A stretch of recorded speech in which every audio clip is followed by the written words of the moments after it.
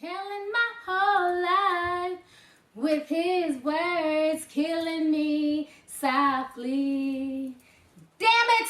This pervert has ruined that beautiful song for me. I can't believe this shit. So if you guys have not heard the director of the Fugees' Killing Me Softly video, his African name is Aswad Ayinde, but his American name is Charles McGill. He's 55 years old and he's from Paterson, New Jersey. So what basically happened is that this sick, demented father joined a cult. And in his mind, he wanted to keep his bloodline pure. So what he decided to do was impregnate his daughters. He had 6 daughters that he was sleeping with. And 3 of those daughters became pregnant and they bore him 6 grandchildren. 2 of those grandchildren died, and now there are 4 living grandchildren. The mother of these kids claimed that she was too scared to say anything, and she was scared he was going to kill her and all this other stuff. So basically, he has just been sentenced. He was arrested 2 years ago, but he was just sentenced yesterday to 90 years in prison. And I think that that's not enough time for him. I think for him to do such a despicable, disgusting act to his own daughters, and then to also impregnate them, and there are children out here with their grandfather and their mother's DNA, I think is just sad. This man should not be in prison for 90 years. He needs a needle to the wrist. Why should taxpayers in New Jersey have to house and feed this man for the next 90 years? His ass should have gotten the death penalty. This is sick. And you know who else I blame for this? So here we are with the Beyonce and the Will Smith family. Isn't that a coincidence? See, because Beyonce is over Jada Pinkett. She's considered the mother of witch, right? Jada's a witch too, but Beyonce is over her. Now let's go to this photo to prove that what this woman does. Now she's drinking an energy drink. That's not the interesting part. But pay attention to her right hand. She has Satan on her middle finger.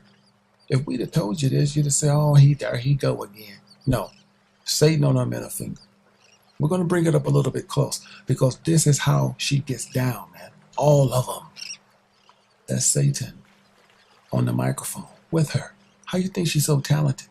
How you think she Sasha Fierce one day, then Beyonce the next?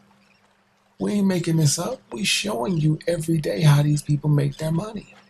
And they hang with the same people that do what they do because anybody else considered an outcast. They support the churches too, you know that? Yes. When you see a church on TBS, TBN, there's a breakdown to that symbol. There we go with the dove again. You notice they do the same thing Aleister Crowley instructed them to do. These are instructions he told them to do. Well, the breakdown of that symbol is right before you. You can take your time out and pause the film and read it for yourselves. But I found the interesting breakdown was at the top because the crown that sits on the top of that head is called dog. But the abbreviation of the background, if you flip it, is called God. And the truth of that is called dogma. You understand? They still practice this in the European world with Prince Charles and Diana, his mama, Lady Queen, or whoever she is. They still go by them rituals. That was that whole ritual went back into the Roman Catholicism of Caesar, man. And this is why his sons and daughters are so precious to give up. He's turning his daughters into a boy and turning his boy into a girl. Do you understand what's going on?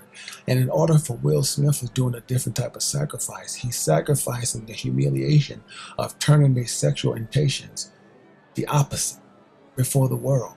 And that's why he keep rising up in fame. Because he's given his children that is, to the elites. He's totally whoring them out to the public. He looked like a girl, man. Dressed like a girl. And the sister dressed like a boy. That's not a mistake. They doing that to make young kids want to change their genders. That's like a damn dress he got on. You get what I'm saying? This whole entire family is twisted. And the children really are innocent, but they got the bloodline of their daddy and mama that makes them evil as well. We can't make it up. Everybody in Hollywood is screwing. Don't you think for one time that Mark Anthony he tapped that booty? Because he has. If you can spell alchemist.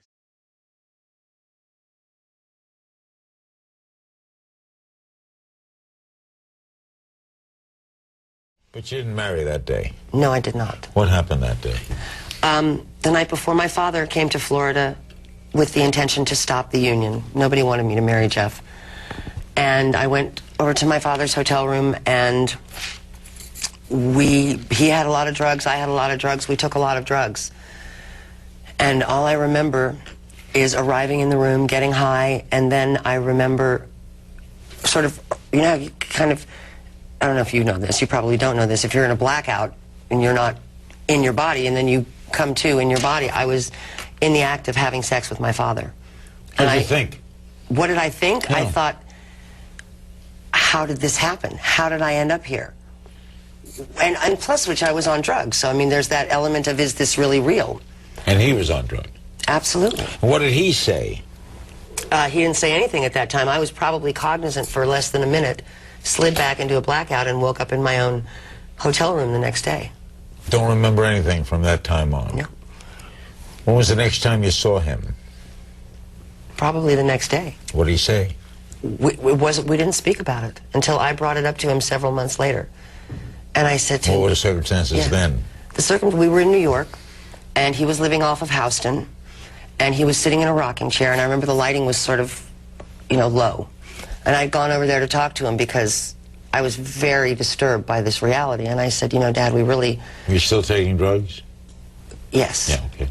I said, we really need to talk about what happened in Florida. We need to talk about how, and I used the word rape for want of a better word, how you raped me. And he said, raped you? Don't you mean when we made love? Book I put out is the acapella revolution. Letting these young cats know, like Lupe Fiasco, that, you know, you can do the research. Here's how to do it. The research is out there to be done. Here's some of the subjects. Here's some of my formulas that I've used in Public Enemy to do the research. Well, I mean, take Muse. I know for a fact that Bellamy's a listener. I've talked to him off air before, talked to him on air. His management, you know, of Muse came to him and said, shut up, don't do this anymore. And even got him to backtrack on some of what he said so he could be more successful. Right. I mean, they try to keep people literally on a very short leash. And why? Why should you politically have to do what they say? Well, you know, silence is really no excuse. And a lot of times when you're quiet, you know, that's no guarantee that you're going to be more successful. There's a lot of artists that we can mention that were speaking out, very vocal, ended up being quiet and disappearing. One way or the other. That's right. In fact, that's what Jim Garrison said from the Kennedy thing. He said, if you're public, you better stay public. If they tell you shut up, that's when they come kill you. Exactly, because you take yourself out of the public's view and the public's eye, and people wonder what happened to you, and they think you just kind of fell off and stopped making music. No, they injected you with something and put something in your food or whatever else, and now you have to be quiet. That's right. They either kill you or brain damage you like Ronald Reagan. Exactly. And we don't think it happened. It happens all the time. You see, young black men think it's a white people I Spy thing that you see on TV and the movies. They don't think this stuff really happens to real people in everyday real life. And it does. Well, they should know the drugs being brought into their neighborhoods came in on an Army C-130. See, but when we explain these things, they don't, in most cases, they don't care where it's coming from. When you explain to them that, look, several years ago, there wasn't an influx of this type of drug. A minute ago, black people didn't pop pills and do all this kind of stuff. Now it's readily available. And to most cases, to rappers, entertainers, and sports players. But let me tell you what else we can do. Come on. Because we in Black Star, right? This is my man Pop. You understand? Right. What up? What up? What's going on? Yeah, see, because if this goes, see how it goes? This is going to be the closest. You can come right here. I'll have pretty much 8. Right in the middle of Harlem. All this joint. And you can find it right in the middle of Harlem. Because like the song say, we ain't going nowhere. We can't be stopped.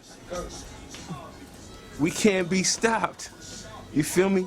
So, you know, I appreciate everybody. I appreciate all the fans who've been supporting the movement. It's a movement, so I definitely need all the support from everybody because I'm going in.